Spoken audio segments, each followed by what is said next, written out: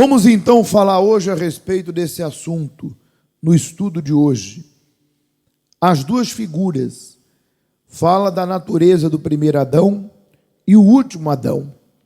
E começa o estudo dizendo o seguinte: as Escrituras nos mostram que nascer de novo não isenta uma pessoa de cair no pecado. Afinal de contas, moramos num corpo físico e durante todo o tempo de nossa vida nesse mundo, corremos esse risco. Por isso, temos de lutar contra as vontades da carne. Qualquer que é nascido de Deus, diz o texto sagrado, não permanece em pecado, porque a sua semente permanece nele, e não pode pecar, porque é nascido de Deus. 1 João 3:9. Essa divina semente nasce com o novo interior do Filho de Deus, cuja natureza é espiritual. Essa nova natureza vê o pecado como um corpo estranho e o rejeita dentro de si. Dessa forma, o conflito entre o pecado e o interior espiritual corresponde ao tormento da alma daquele que cometeu o erro. A única forma de vencer essa guerra é confessando a transgressão. Só assim, o peso do pecado e da consciência pode sair, para entrar a leveza de uma consciência sã, junto com uma fé saudável, capaz de remover montanhas novamente. Por outro lado, aquele que ainda não nasceu de Deus recebe o pecado de forma pacífica e harmoniosa no seu interior carnal, pois os dois vivem em plena comunhão, no caso o pecado e a pessoa que tem o interior carnal. O texto sagrado diz: qualquer que permanecer nele, em Deus, não pratica o pecado. Qualquer que permanecer em pecado, não viu nem o conheceu.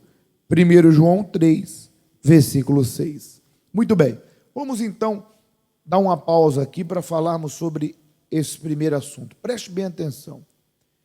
Aqui nesse início do estudo, fala sobre a condição de todo ser humano. Todos nós estamos sujeitos a cometer o quê? Erros.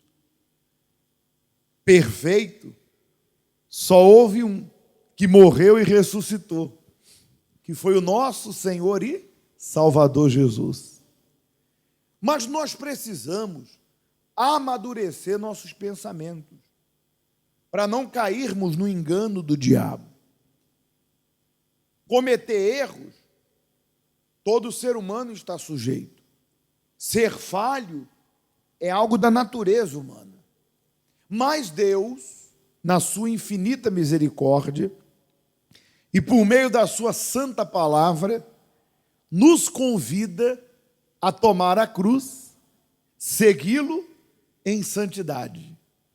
Santidade significa separado para um propósito, separado para Deus. Mas essa separação, quem faz é cada um de nós, com as nossas escolhas diárias. Veja que Deus jamais privou qualquer pessoa dos direitos de escolha. Deus não vai fazer isso. Deus não vai obrigar-me a segui-lo, obedecer a sua palavra. Mas Deus sempre vai me dar o direito de escolher. Claro, Deus sempre vai me mostrar o bom caminho. Está lá em Deuteronômio: eis que ponho diante de vós a bênção, a maldição, a vida e a morte. Aconselho-te que escolhas a vida para que vivas. Diante de tantos exemplos, como dessa jovem que acabamos de assistir, sabemos que as más escolhas vão trazer consequências. Porque o salário do pecado não é apenas uma morte espiritual, caso Jesus volte, ou eu morra no pecado, que é a condenação eterna. Mas o salário do pecado é o tormento na carne. Ou seja, cada erro que eu cometer, eu vou colher. Mas ainda assim, Deus me dá uma chance. Só quem não pode recomeçar, só quem não tem perdão, é Satanás e seus demônios. Eu posso recomeçar. Há perdão para mim. Só que a vida toda nós cometemos o quê? Erros. Porque não conhecemos a verdade. Mas a palavra diz: conhecereis a verdade te libertará. De quem? Começando de nós mesmos. A primeira pessoa que era o nosso inimigo número 1 era nós mesmos. Nosso orgulho, egoísmo, nossa vaidade, nosso eu. Então, quando eu conheço Deus, quando eu conheço a sua palavra, que é luz para os meus caminhos, eu posso errar? Sim. Eu posso cometer erros? Sim. Mas naquilo que eu ainda não conheço, ou de repente, em situações que eu não tive experiências ainda. E que aquilo vai me amadurecer. Aquilo vai fazer com que eu cresça com Deus. Mas pense, se eu cometo o mesmo erro, sabendo que aquilo é mal, que benefício isso me faz? Nenhum. Porque se eu cometi aquele erro, provei do amargo. Se eu cometi aquele erro, sei que aquilo ali me prejudicou. Provei do amargo, confessei, me arrependi, seja o que for, seja negócios ilícitos, adultério, seja mágoa, vingança, más companhias, impureza, aquilo me fez o mal, ou fez o mal espírito interior ou exterior. Eu confessei, me despojei. Qual o benefício que há para mim e para Deus de eu cometer aquele erro novamente? Nenhum. Cometer aquele erro novamente vai ser uma perda de tempo, porque eu já provei do amargo, eu já sei que aquilo é ruim. Então, aquele erro na minha vida, ele veio como experiência para que eu ajude outras pessoas. Veio como um amadurecimento. Deus me orientou, Deus me ajudou, superei e venci. Mas eu não posso, hoje, confesso, ó Deus, me perdoa por isso. Amanhã torna a cometer o mesmo? Me perdoa de novo, torna a cometer o mesmo erro. Até porque eu já não sou mais criança, disse Paulo. Quando eu era criança, eu agia como o quê? Como uma criança. Cometer esse erro de novo vai fazer com que eu perca o meu tempo, porque o pecado, ele traz consequências. E dependendo do erro, consequências irreversíveis. Exatamente. Então, aonde que eu posso errar? Nós não podemos errar. Estamos sujeitos a errar. Estamos sujeitos a cometer erros. Estamos sujeitos por conta da nossa natureza. Podemos ser influenciados pelo nosso eu, podemos ser influenciados por pessoas, podemos ser influenciados pelo diabo ou por situações aonde ali cometemos um erro. Consciente ou o quê? Ou inconsciente. Mas aí é que está. Qual é a reação de cada pessoa? Depende do que está dentro dela. Se a pessoa tem a natureza espiritual, se ela aceitou o Senhor Jesus como Senhor e Salvador, se ela decidiu largar aquela velha vida, tomou nojo, ódio daquela velha vida, o aceitou como Senhor e Salvador nas águas, decidiu seguir uma vida com Ele, que não é fácil, é uma renúncia diária. Se essa pessoa comete um erro, seja quem for, aquele erro entra dentro dela, já falamos sobre isso, como uma comida estragada entra no organismo. O que acontece com o teu organismo? Você já começa a se sentir na hora mal. Ai, acho que eu comi alguma coisa que me fez mal. Já começa a suar, é ou não é? Suar frio. E dependendo do estrago que aquela comida tinha, aí os sintomas são os mais piores possíveis. Então, enquanto você não botar para fora, o teu organismo diz, olha, enquanto você não pôr isso para fora, você vai ficar sentindo mal. E em muitos casos a pessoa até vomita. Assim é a natureza de quem tem a divina semente, como está aqui. Quem seria essa divina semente? Qual é a divina semente de Deus dentro de mim? O Espírito Santo.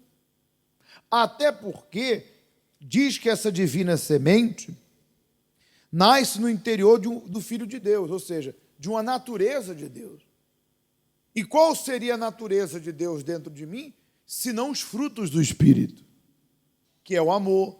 Quando a pessoa recebe a natureza de Deus, a divina semente, ela recebe o amor, a paz, a alegria, a capacidade de espera, que é a longanimidade, tolerar pessoas difíceis, situações difíceis, a fidelidade, que é uma característica de uma pessoa que tem a divina semente, mansidão, domínio próprio. Ela recebe essas características, mas ela continua sendo humana. Digamos que cometeu um erro, a comida estragada entrou. Qual é a reação de cada um? Repito, o interior de cada um mostra. Aquele que tem a divina semente não consegue conviver. Não consegue ficar com aquilo guardado e conviver com aquilo. Conviver com a mentira, com o roubo, com o adultério, conviver com a mágoa. A pessoa fica se sentindo mal, até que ela vomita. Ela vai a Deus, claro, porque o Espírito Santo, a divina semente que está dentro dela, fala para ela, sai disso, abandona isso. Isso vai destruir sua vida. E a pessoa não consegue conviver. Então ela confessa, e ela fala, ó Deus, me perdoa, eu vou consertar isso. De que forma? Largando. Porque o arrependimento é quando você abandona. Tá, larga. Se é pessoas, ela larga. Se é coisa, ela abre mão. Igual Zaqueu, que descobriu que era um corrupto, parou de roubar e devolveu o que era dos outros. Então, a pessoa, na hora, põe para fora. E aquela que o interior é carnal, não espiritual, não tem a divina semente, não aceitou o Senhor, não se entregou, essa consegue conviver. E mesmo dentro da igreja, consegue conviver com a safadeza, com a falsidade, com a mentira, com a idolatria. Quer servir a Deus e ao diabo ao mesmo tempo. E são essas pessoas que, infelizmente, embora nessas condições, Deus, na sua infinita misericórdia, está falando com elas agora. Porque para Deus não há caso perdido. O caso só é perdido quando a pessoa morre nessa condição. Aí não tem mais jeito. Mas nesse momento Deus está te buscando. Hoje está te buscar. Deus está a chamar você para daqui a alguns minutos abrir mão disso aí, vomitar isso para Ele. Do contrário, você não vai gozar da vida eterna e aqui nesse mundo muito menos dos favores de Deus. É justo. E por causa dessas pessoas, hoje a palavra de Deus tem sido desacreditada. Porque muitos estão na igreja, eu até falava de manhã, você já deve ter visto um pôster na internet de um monte de ovelha e no meio um lobo disfarçado de quê? De ovelha. Quem já viu? Já viu? Muito bem. E ali aquela ovelha Aquele lobo tinha capa de ovelha e dentro era o quê? Era o lobo. Então, há pessoas que vêm à igreja, têm a capa de ovelha, mas lá fora as atitudes delas continuam sendo de lobo. Ela vem à igreja, tem a Bíblia, confessa que crê em Deus, dá oferta, até dizima, mas as atitudes dela ela não abandonou. Ela ainda consegue conviver com a falsidade, com a mentira, com o adultério, com o roubo, com o engano. A única diferença é que ela está na igreja e faz algumas coisas, mas dentro dela ela não abandonou a velha vida. E eu não posso abraçar uma nova vida se eu continuo na prática da velha. E aí as pessoas que não conhecem a Deus, olham para ela e dizem assim, olha lá, vai naquela igreja, mas anda com o marido dos outros, ou com a mulher dos outros. Ó, vai naquela igreja, mas olha lá, vive no vício. Ó, vai naquela igreja, mas é uma fofoqueira, deve e não me paga, mentirosa. E a pessoa, coitada, que não conhece a palavra de Deus, que não sabe que no meio do trigo pode ter o quê? O joio, que não sabe que a porta da igreja está aberta para todos e que entra qualquer pessoa na igreja, acha que todos que estão aqui dentro é igual a ela, é falso igual a ela, fingida, mentirosa, enganadora, caloteira. E aí todo mundo, até o pastor, recebe o mesmo rótulo. Aí essas pessoas dizem assim, por isso que eu não vou, por isso que eu não vou, olha só, por isso que eu não ando na igreja, como se elas estivessem certas em viver uma vida de incredulidade. Mas por causa do quê? Dos maus testemunhos. Então, o pecado ou o erro depende do interior que ele é recebido. Não deve ser cometido, mas, repito, a pessoa humana pode, movida por uma situação, cometer um erro. Mas se ela tem a natureza de Deus, ela, ó Senhor, me perdoa, e ela abandona. Se ela não tem, ela fica ali, convivendo com o erro, convivendo com o pecado. E mais longe de Deus ela está, porque os nossos pecados e as nossas transgressões fazem separação entre nós e o nosso Deus. Mas a Bíblia diz que quem confessar, alcançará misericórdia. Quem confessar e abandonar, alcança misericórdia. Eu vou dar um bom exemplo para você entender. Até falei de manhã. Eu falei assim, um dia eu atendi, até porque na continuidade do estudo fala sobre esse assunto. Um dia eu atendi uma obreira e um auxiliar de pastor. Ele não era pastor, auxiliar é um garoto que está aprendendo. Às vezes leva o nome de pastor. Às vezes você chama um garoto novo, que está ali começando o ministério dele de pastor, mas ele não é pastor, ele é um aprendiz de pastor. Ele não formou ainda seu ministério. E só depende dele. Pode ser que ele forme o ministério de pastor, aprovado, como não. E existia um garoto que era auxiliar de pastor, aprendiz de pastor, e ele começou a namorar uma jovem obreira da igreja. E, é claro, é óbvio, começaram a namorar. Nós sabemos que o namoro do cristão é diferente do namoro do mundo. E esse casal que estava se conhecendo, começaram a fornicar. Não caíram no ato do sexo, mas se abrasaram, fizeram coisas que não deveria, não cometeram o ato. Ele, que era uma pessoa que pregava contra a impureza, ele procurou o responsável dele e confessou. Porque ele andava triste, ele andava desanimado. Por quê? Porque o Espírito Santo cobrou dele. E falou, poxa, rapaz, como é que pode? você está ali falando para as pessoas seguir o caminho que você não segue? Você é um hipócrita. Você é um fariseu.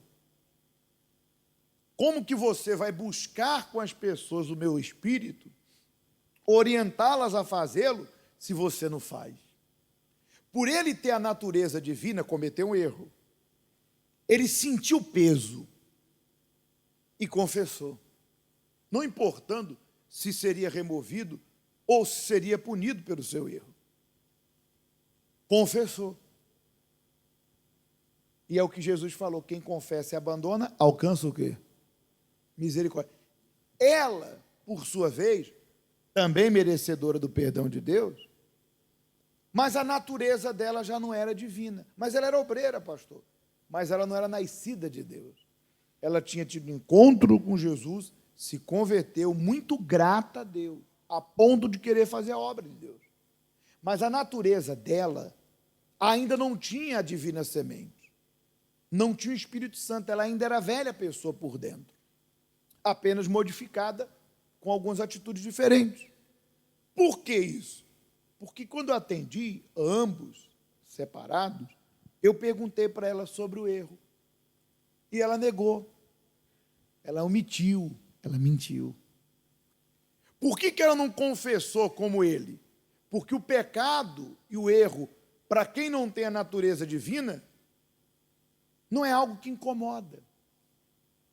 A pessoa consegue conviver com o erro, porque na cabeça dela não é nada demais. Aí entra o espírito do engano. Ah, Deus entende, nem todo mundo é perfeito. E a pessoa segue errando. Então, na cabeça dela, ela pensava, não estou fazendo nada demais. Porque ela não tinha a natureza do Espírito Santo. E mesmo eu perguntando, ainda negou certas coisas que ela sabia que era verdade. Aí eu falei, olha, realmente, você tem que nascer de Deus. Você não pode estar onde está porque você não tem que fazer, você tem que ser. Nós não temos que fazer, nós temos que ser. Eu não tenho que fazer a obra de Deus, eu tenho que ser de quem? De Deus. Porque senão eu vou encenar. Eu falei, você não tem condição de ajudar as pessoas, você tem que ajudar você primeiro. Para você entrar, para você levar uma pessoa a entrar no céu, você tem que entrar primeiro nele. Então, se arrependa, busca o perdão. Quando a tua natureza é divina, a Bíblia diz, se alguma coisa tem que ocupar a tua mente, tudo que seja puro, tudo que seja sincero, tudo que seja honesto, seja isso que ocupe a tua mente. Mas não havia essa maldade, não havia esse pensamento sujo, enfim, não havia essa maldade. Então eu falei, olha, busca. E qual é a reação, pastor? A pessoa aceitou. Porque errar é humano. E o mais maravilhoso na pessoa que comete o erro é recomeçar. Agora, o que é mal? Quando a pessoa erra, tô nem aí, quer nem saber. Eu sou assim mesmo e se dane. Porque fulano fez igual. Porque aí quer usar o erro dos outros para tentar se reafirmar no seu. Não faça isso. Se arrependa, Deus, me perdoa. Eu cometi esse erro. Poxa, minha vida tem ido mal, tanto dentro como fora. Eu carrego esse peso, eu quero mudar, eu quero recomeçar. Então, o erro de cada um, a reação depende do que está dentro do interior. Se é um interior espiritual, arrependimento, confissão. Se for carnal, acaba aceitando, convivendo até que a pessoa decida mudar. Para concluir o estudo, diz assim, agora podemos entender o motivo de muitos bispos, pastores e obreiros e membros viverem no pecado e não confessarem. Por quê? Por não terem nascido de Deus. O pecado é muito bem recebido em seu interior. Já os que pecam, mas logo confessam e abandonam seus erros, por possuir uma natureza espiritual, não conseguem conviver com o que é nocivo e abominável ao Espírito Santo, que habita em seu ser, que é o que acabamos de falar. O glorioso é diante de Deus você recomeçar. Por isso que agora nós vamos fazer a busca ao Espírito Santo para lavarmos o nosso interior e enterrarmos o passado e recomeçarmos com Deus. Então você vai ficar à vontade para você falar com Deus.